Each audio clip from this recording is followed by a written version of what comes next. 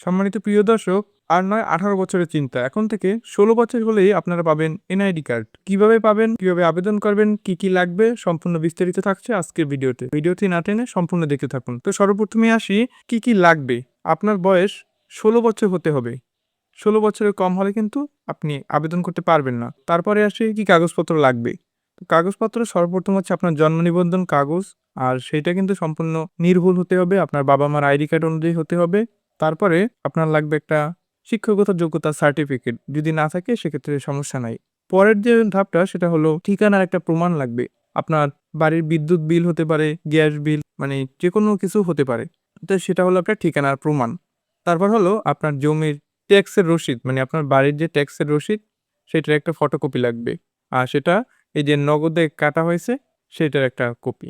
তারপর হচ্ছে আপনার বাবা-মার এনআইডি কার্ডের ফটোকপি। তো আপনার বাবার এনআইডি কার্ডের ফটোকপি, আপনার মায়ের এনআইডি কার্ডের ফটোকপি। আর সবার শেষে যেটা সেটা হচ্ছে নাগরিকত্ব সনদপত্র। আর এটা ইউনিয়ন পরিষদে গিয়ে আপনারা যদি নাগরিকত্ব সনদপত্র চান সেক্ষেত্রে আপনাদেরকে দিয়ে দেওয়া হবে।